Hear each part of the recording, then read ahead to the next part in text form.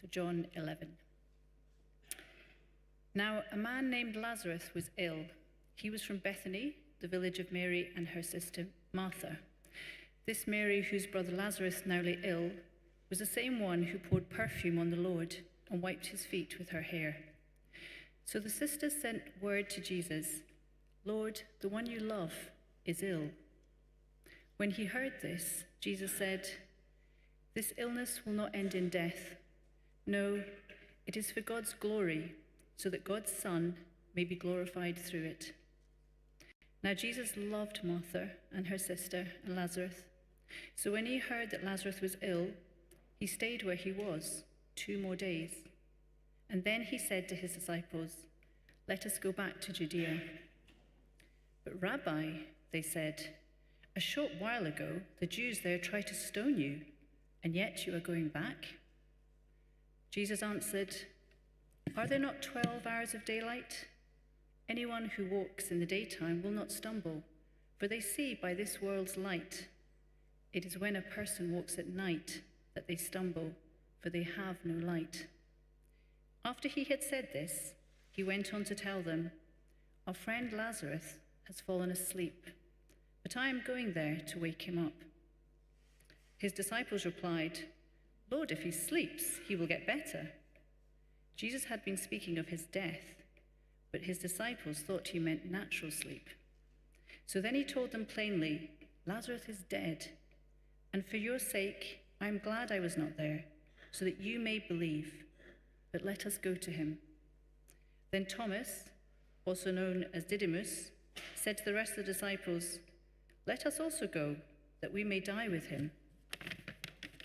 Verse 38. Jesus, once more deeply moved, came to the tomb. It was a cave with a stone laid across the entrance. "Take away the stone," he said. "But Lord," said Martha, the sister of the dead man, "by this time there is a bad odor, for he has been there 4 days." Then Jesus said, "Did I not tell you that if you believe, you will see the glory of God?" So they took away the stone, and then Jesus looked up and said, "Father, I thank you that you have heard me. I knew that you always hear me, but I said this for the benefit of the people standing here, that they may believe that you sent me." When he had said this, Jesus called in a loud voice, "Lazarus, come out." The dead man came out, his hands and feet wrapped with strips of linen and a cloth around his face. And Jesus said to them, "Take off the grave clothes and let him go." Thanks be to God.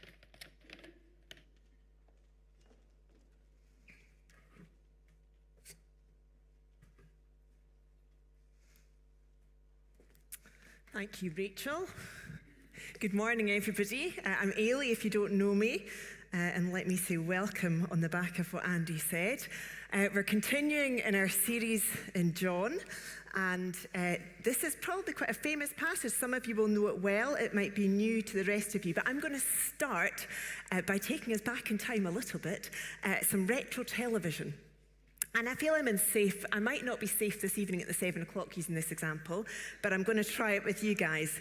When I was growing up, there was a show on television, and it was called Through the Keyhole. Can I get thank you? Some not less lovely. There's oh yes. Good. Okay, so we know Through the Keyhole. And Through the Keyhole, for those of you who are too young to remember this show, there it is, there's the presenters. And we're going to go through the keyhole, he used to say. And then they would say, "Who lives in a house like this?" So we'd be toured round a home of a celebrity, and the celebrity would not be there. And we had to guess from our armchairs at home, whose house could it be? So we were looking for signs, we were looking for clues throughout the house. We might be looking to see, how lavishly decorated is this home?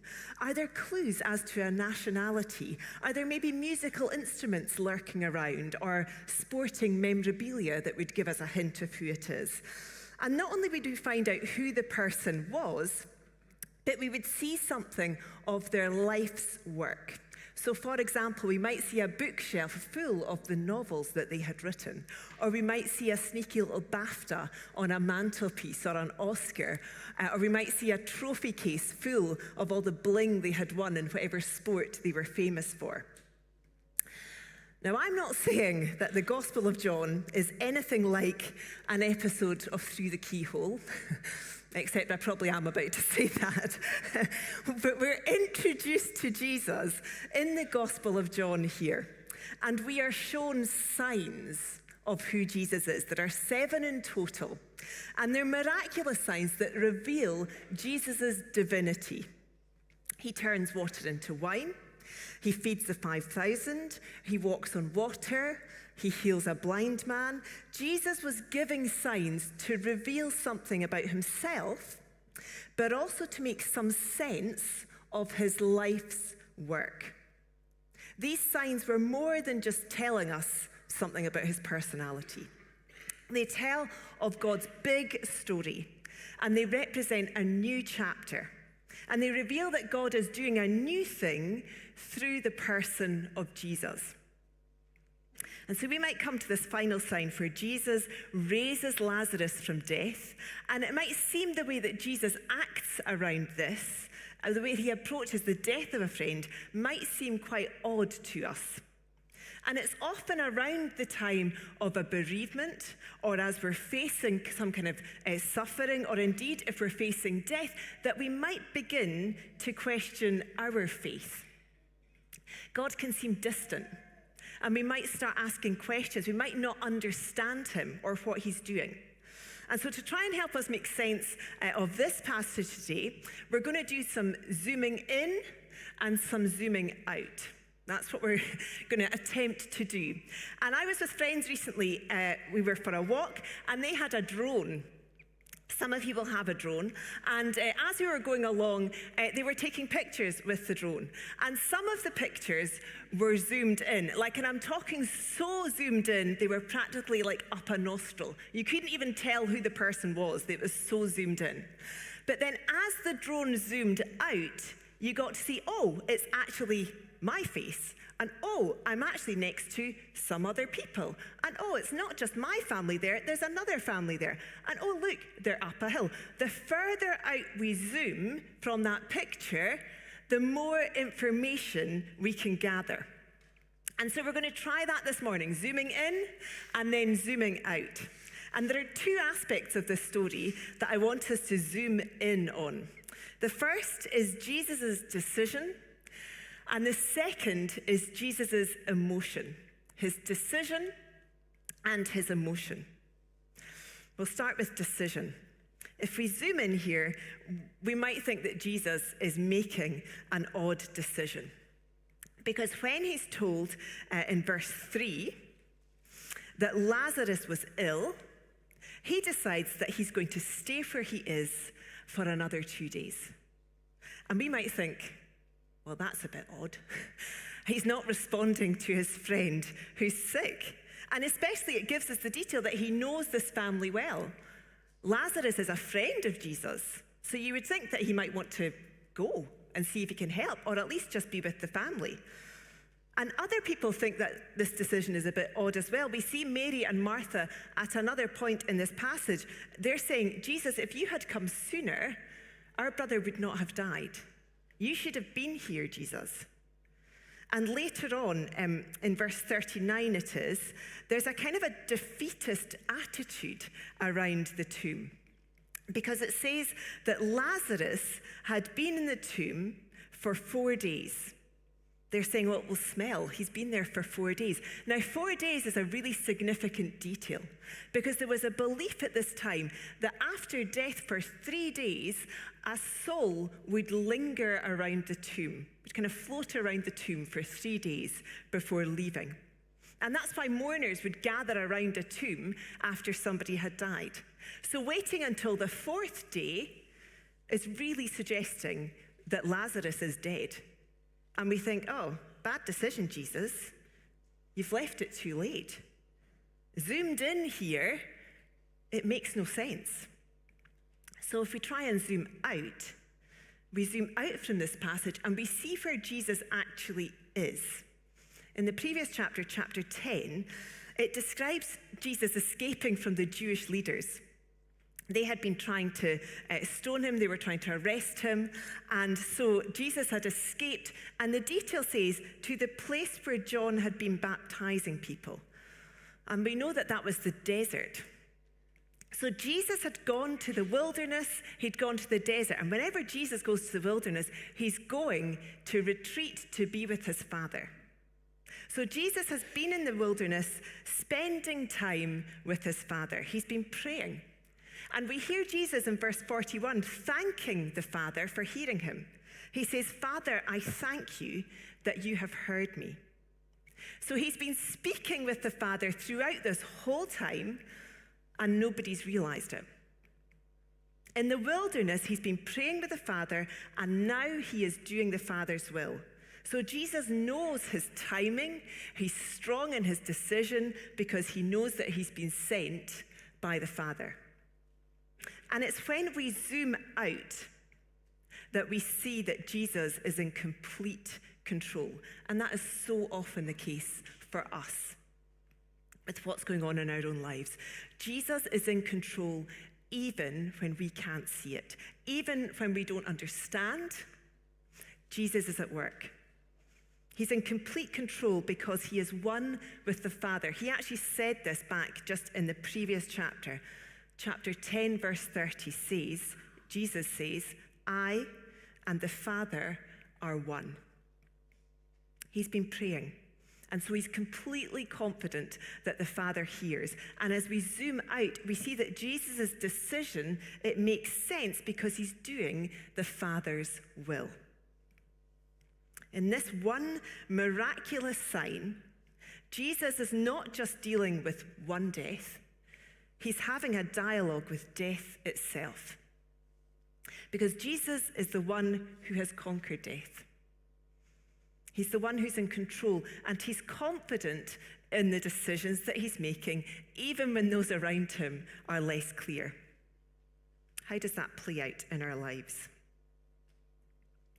When life gets hard, our world gets small, doesn't it? Maybe when a crisis hits. We're just living day to day. We're focused on whatever it is. We might be living out of an overnight bag or going back and forth to a hospital. We might be living from one job application to the next, desperate to find something to do to earn a living. Or we might be just waiting from one set of test results to the next. Our focus becomes very small and intense. And we're wondering, where is God? Why is he not coming? Why is he still making me wait? And from our zoomed out perspective, all that we can see is so different. Because zoomed in, we just see the pain and the upset and the uncertainty. But then we zoom out. And this, for me, so often happens after the event, when I can zoom out and I can see God's provision then. I can maybe see there's been a brilliant medical team, or I can see the care and support of my friends and family, or I can see that the timing has actually been really great, that he's been in control all along, and I just couldn't see it from where I was, so zoomed in. So his decisions. Let's look at his emotion. When we zoom in here, we see Jesus displaying emotion. In verse 38, it says, Jesus, once more deeply moved, came to the tomb. And as we've seen, he's been moved, it says once more. So he's already been moved. That bit wasn't read for us. It was just after verse 35. We see that Jesus wept, but he's already been moved. And so we read here again, he's deeply moved again. And we think, okay, what does that mean? What does that look like? Does that mean that Jesus has just been crying a little bit harder? But the interpretation of these words, it's actually much stronger than weeping or crying. It really means to groan or to snort with anger. One interpretation actually says it's even like bellowing like an animal. So when we read that Jesus was deeply moved, we can read that he was angry, we can read that he was furious, or I might say that he was pure raging. Pure raging. Can you think of the last time that you felt rage? What was it? What made you really angry? Take a second and think of that. In a previous life, I was a high school teacher.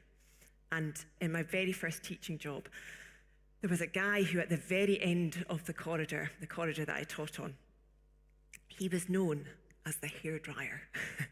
And other teachers called him this. Now, this is like 20 years ago. He wouldn't probably be allowed to do this today.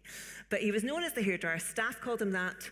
All the pupils called him that because he would shout, like on the verge of screaming. I would say out of control, but he'd go so close to a student's face and like shout at the top of his voice. So the child was just like, their hair would be getting dried. It was so intense. And, you know, it was I was like, oh, if I'd been in the classroom a couple of years, I would maybe have gone, can I help you, Mr. Such and Such? Because he'd take the kid out into the corridor and really let rip. You think, gosh, I mean, it's only that Sean forgot his homework again. You would think he wouldn't be that angry. But actually, when you got to know this guy, it wasn't about Sean and his homework. It wasn't about somebody forgetting to bring in an assignment.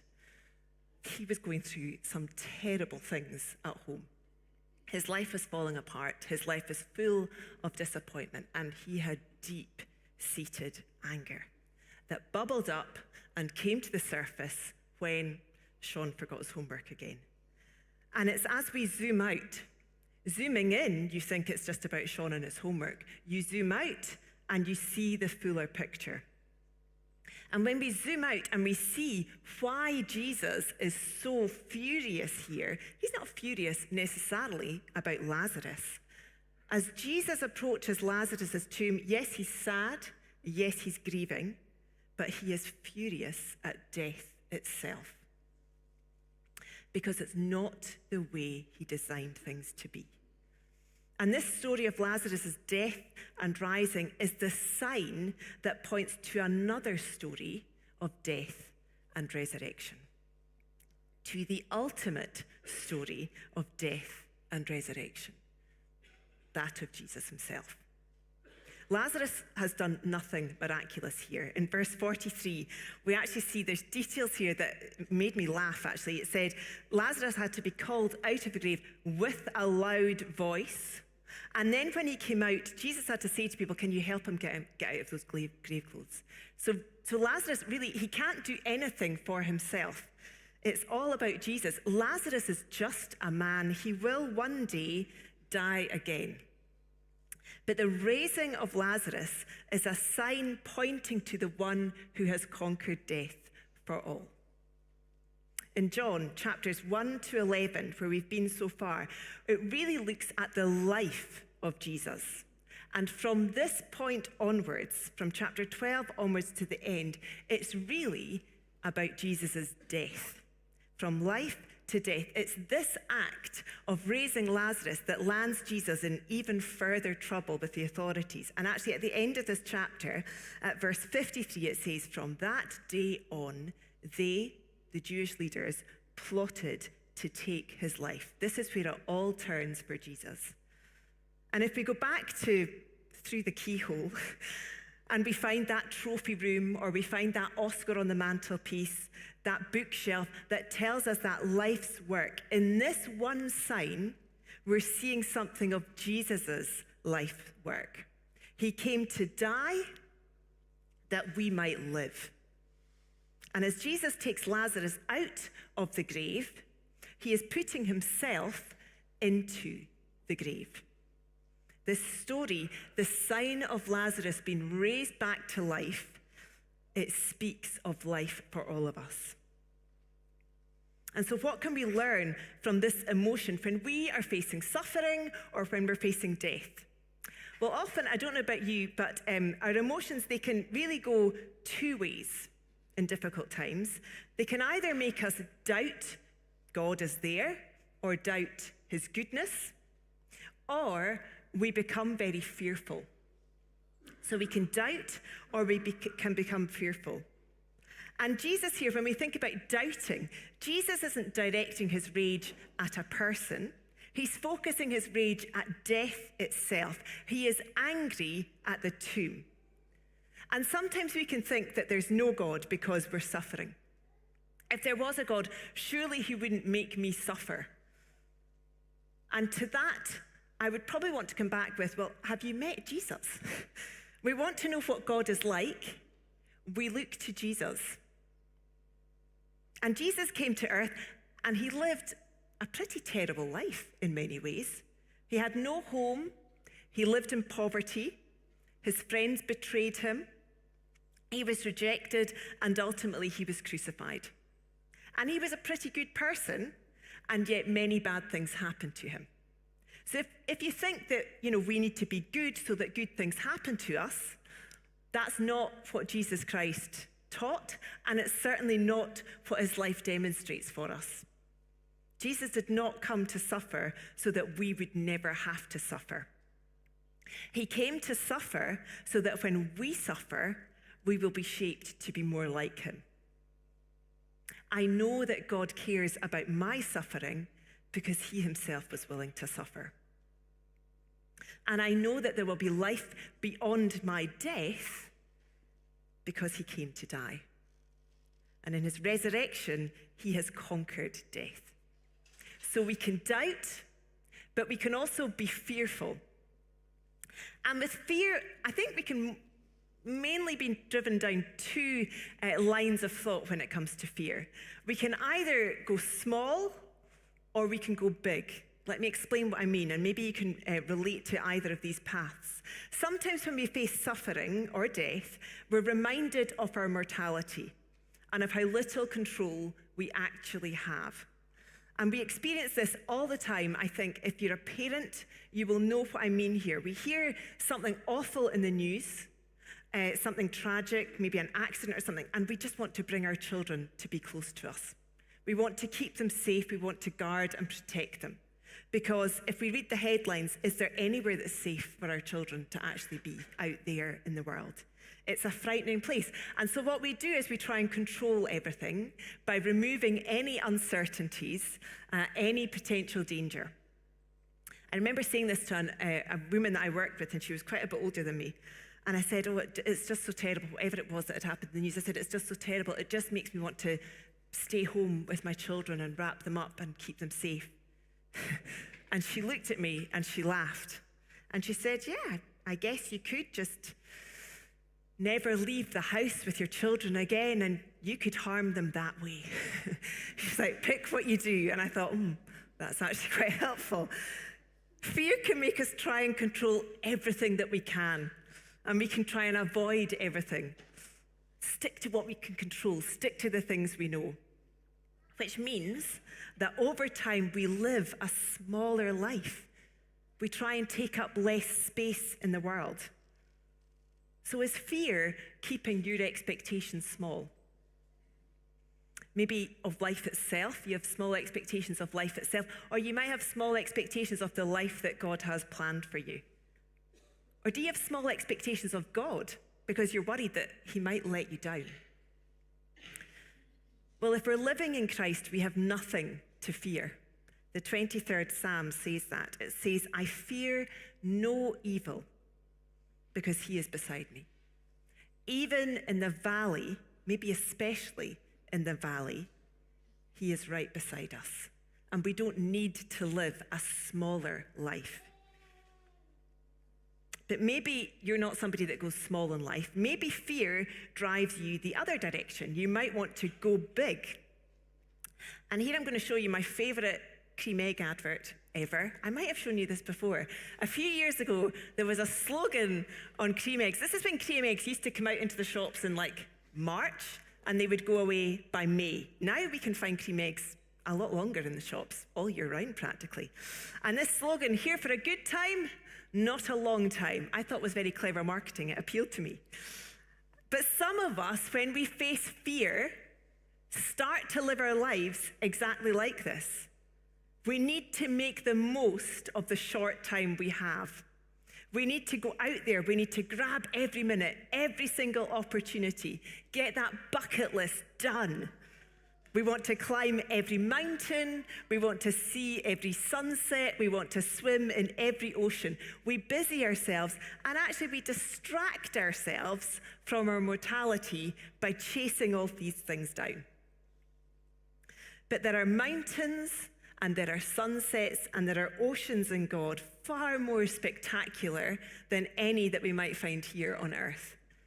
Facing death can make us fearful, and we can go big, or we can go small. This story of the resurrection of Lazarus is pointing to Jesus' own death and resurrection. He suffered and he died for us. And when we're zoomed in on our own stuff, whatever it is, we often cannot see him. We struggle to make sense of him, but he is right there, interceding with the Father for us, just like he was in the wilderness for Lazarus. I'm going to finish with a passage from one of the Narnia books. Many of you will have read them all. This is from The Magician's Nephew. And it's an encounter with a young boy, Diggory, who meets the lion Aslan. And you'll know, I'm sure, that Aslan is seen as a Christ-like figure in the Narnia series. And so he meets Diggory, this young boy who has a very poorly mother. His mother is very sick at home. And he meets this lion who is so powerful. And he's actually just watched Aslan sing Narnia into creation. And he says this to the lion: "But please, can't you give me something that will cure my mother?" Up until then, he had been looking at the lion's great feet and the huge claws on them. And now in his despair, he looked up at its face. And what he saw surprised him as much as anything in his whole life. For the tawny face was bent down near his own, and wonder of wonders, great shining tears stood in the lion's eyes. They were such big, bright tears compared with Diggory's own, that for a moment he felt as if the lion must really be sorrier about his mother than he was himself. And like Aslan here, Jesus feels our hurts. And that's not just like a sentimental sympathy. As we zoom out, we see that Jesus is furious with death, and he has come to overturn it. And that means that you and I were sitting in this in-between time where we're waiting for all things to be made new. We're waiting for every tear to be wiped away. And when we zoom out, we see God's plan throughout eternity. God's future is bursting into our present. Whatever that is, it's bursting into our present in the person of Jesus Christ. And that is how we can face death. In Jesus, death does not get the final word.